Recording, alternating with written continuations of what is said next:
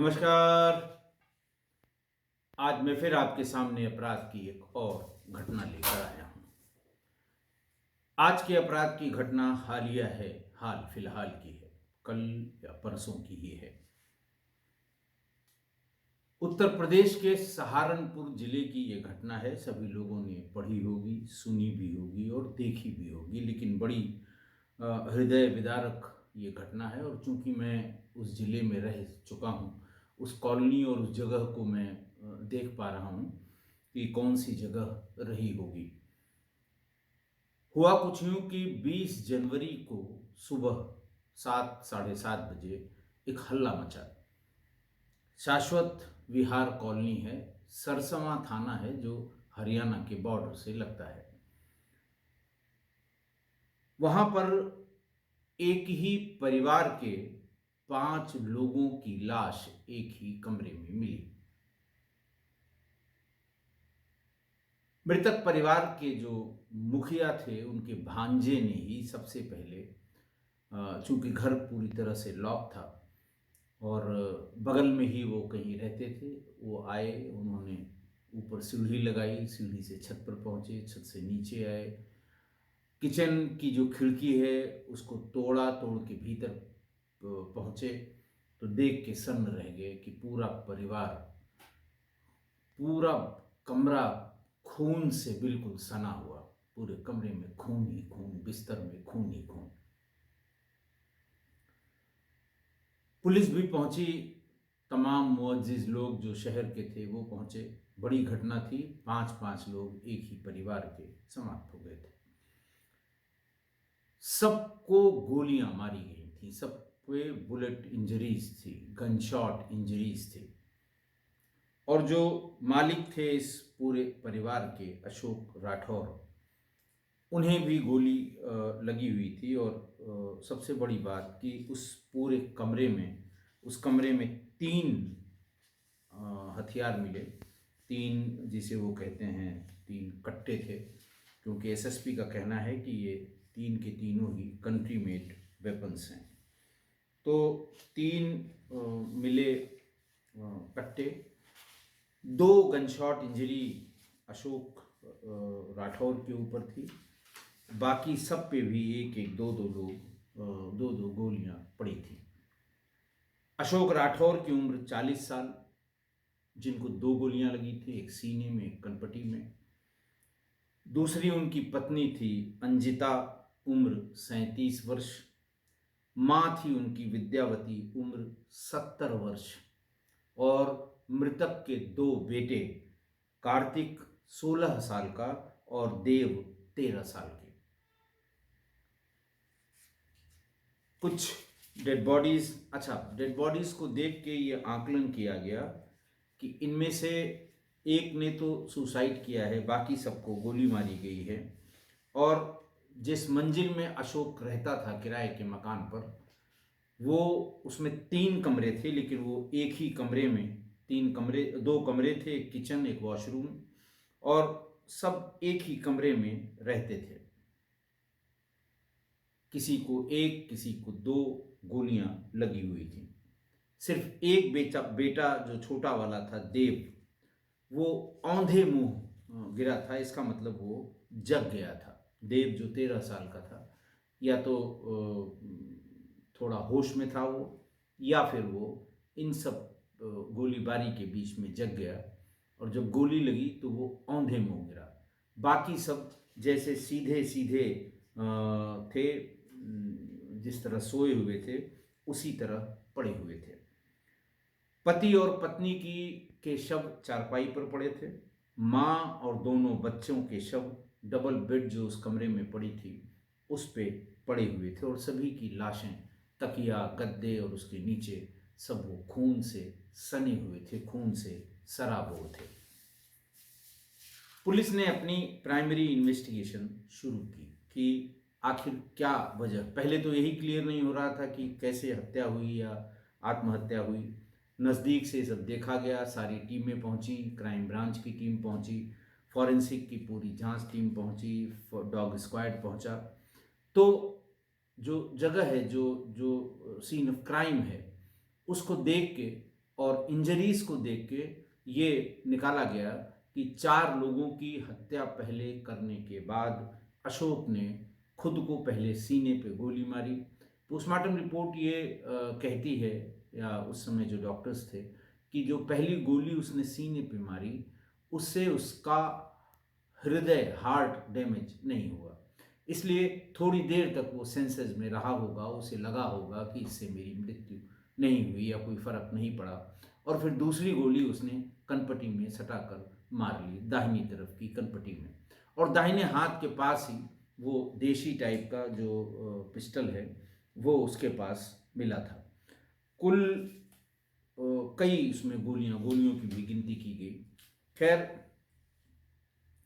इसी बीच में ये पता लगा कि रात में 3:12 पर मृतक अशोक ने एक ऑडियो रिकॉर्ड किया, बल्कि 3 ऑडियो हैं उसमें। एक ऑडियो रिकॉर्ड किया जो 1 मिनट 18 सेकंड का है, और उसने अपनी बड़ी बहन मोहिनी को ये ऑडियो 1:12 पर भेजा, लेकिन बहन उस समय सो रही होंगी। सवेरे उठ के उन्होंने उस ऑडियो को देखा, वो सुना, जिसमें उसने कहा था कि मुझसे बहुत बड़ी गलती हुई है, मैंने सबको मार डाला है और अब मैं सुसाइड करने जा रहा हूँ। उन्होंने अपने पति को यानी अशोक के बहनोई को जगाया, उन्होंने कई बार फ़ोन किया, फ़ोन नहीं उठा, अपने बेटे को भेजा, पास में उनकी एक छोटी बहन भी रहती थी, उसको भी ये बात बताई।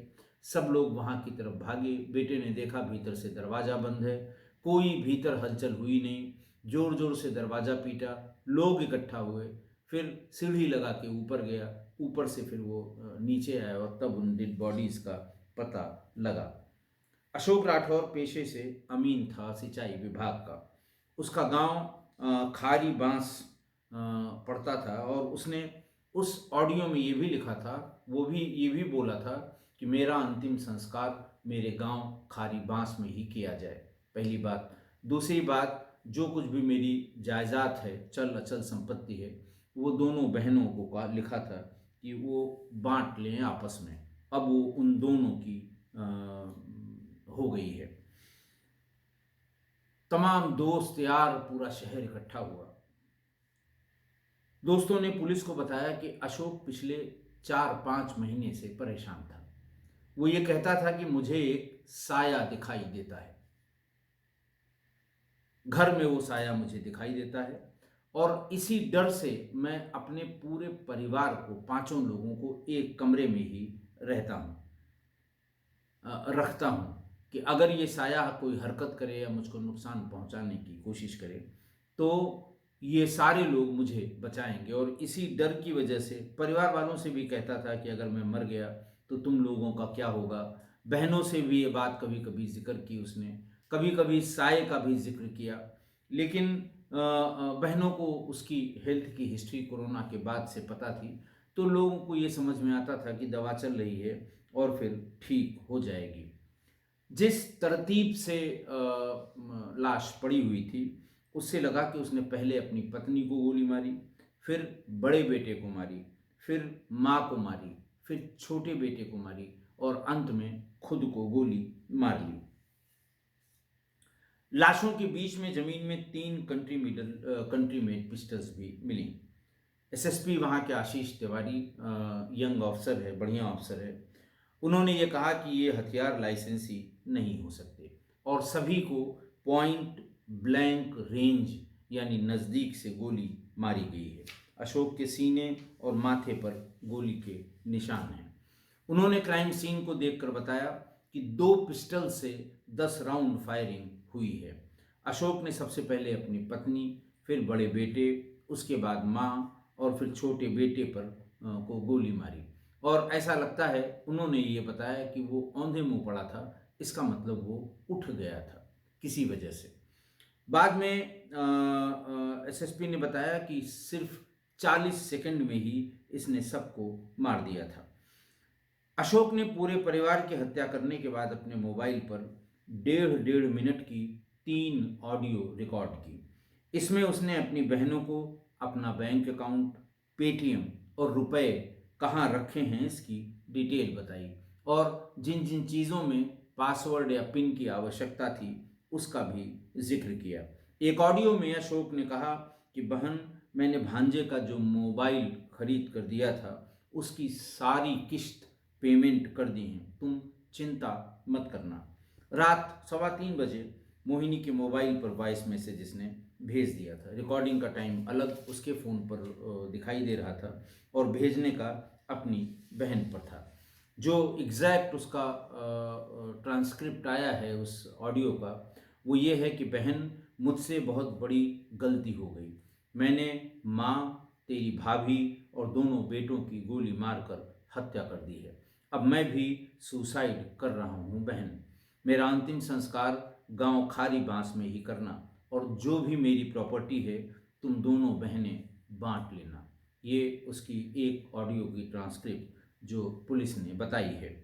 इसके बाद अशोक कुछ और उसमें कह रहा है, लेकिन पुलिस उसे डिकोड नहीं कर पा रही है, समझ नहीं पा रही है। साइबर सेल को ये ऑडियो ट्रैक दिया गया है कि इससे वो पढ़कर जानने की कोशिश करे कि आखिरकार वो क्या कह रहा है। पुलिस ने रसोई में जो आरओ लगा हुआ है उसके पास से नींद की दवा के रैपर, उसे बहुत ढेर सारी टेबलेट्स के रैपर मिले, और इससे ही ये अंदाज लग रहा है कि शायद उसने आरओ में ही ये नींद की गोलियां डाल दी होंगी। वो उसे अंदाज होगा घर में लोग आरओ का ही पानी निकाल कर सीधे पीते हैं, तो खुद उसने उस आरओ का पानी नहीं पिया, क्योंकि अपने कमरे में जो उस कमरे में जो उसकी बॉटल और वो रखी हुई थी उसमें ऐसा लगता है, क्योंकि वो सब भरी हुई थी, ऐसा लगता है उसे पिया नहीं गया था। तो कमरे में जितना बच्चों का अलग अलग जो बॉटल और गिलास रखी हुई थी उन सब में बचे हुए पानी के सैंपल भी लिए गए हैं। एसएसपी ने फिर बताया कि चंडीगढ़ के डॉक्टर से इलाज के दरमियान जो दवाएं अशोक को लिखी जा रही थीं उनमें नींद की दवाएं भी शामिल थीं। हमें लगता है कि प्यूरीफायर के पानी में वही दवाएं मिलाई गई हैं। सैंपल रिपोर्ट आने के बाद ही इस फैक्ट को साबित किया जा सकेगा कि कैसे कोई अपनी जगह से हिला डुला नहीं, जबकि एक ही कमरे में 4 लोगों की हत्या की गई। अब एक और इसका पहलू है कि इसके पिता की भी मृत्यु बहुत ही रहस्यमय तरीके से उसके रिटायरमेंट के एक दिन पहले हुई थी। दोस्तों और पड़ोसियों के मुताबिक 3 साल पहले अशोक के पिता सुरेंद्र की संदिग्ध परिस्थितियों में मौत हुई थी। जिस दिन वो मरे थे उसके एक दिन बाद ही उनका रिटायरमेंट होना था। चूंकि मरते समय वो नौकरी में थे, इसलिए अशोक को मृतक आश्रित कोटे में अमीन की नौकरी मिल गई। कोविड काल में अशोक बहुत बीमार पड़ा था।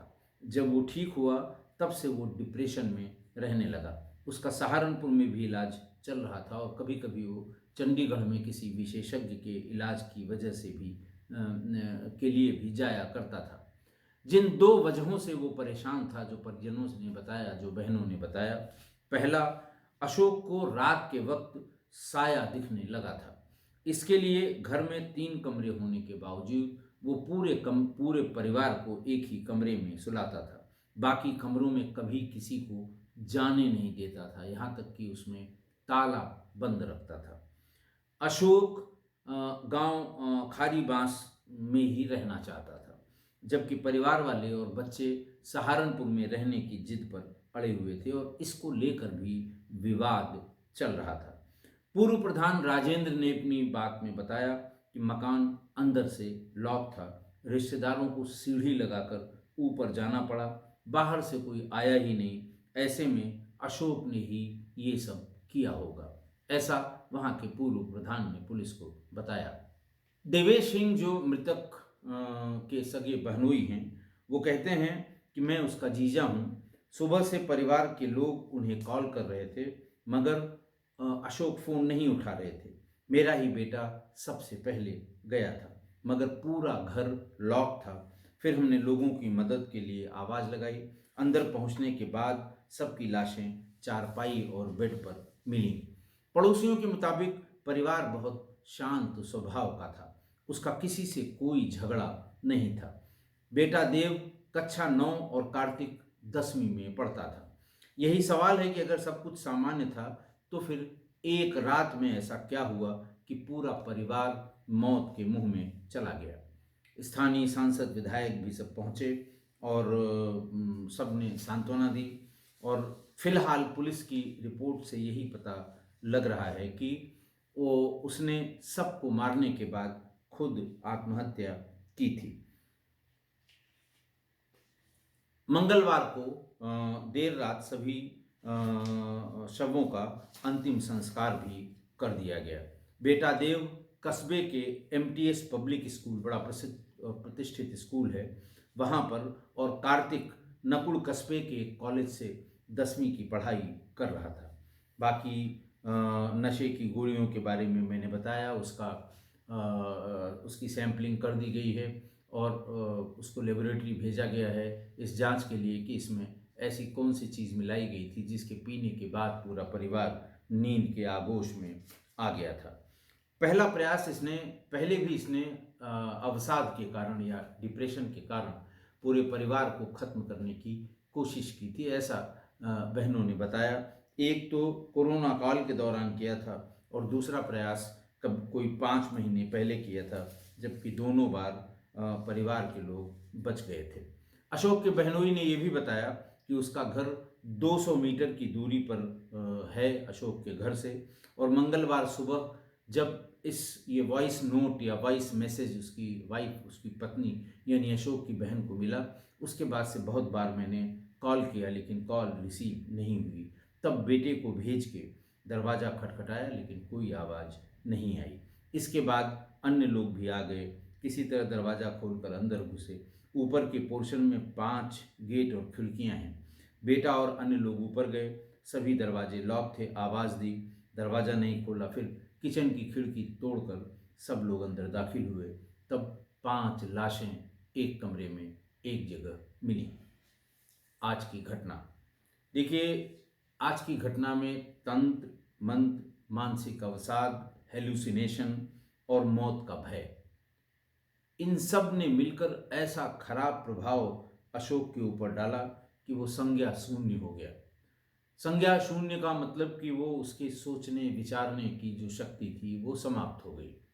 चाहे वो बहुत दिनों से हो रहे डिप्रेशन की वजह से हो या उस हेलुसिनेशन की वजह से, जिसकी वजह से रात को उसे हमेशा कोई न कोई साया दिखाई पड़ता था।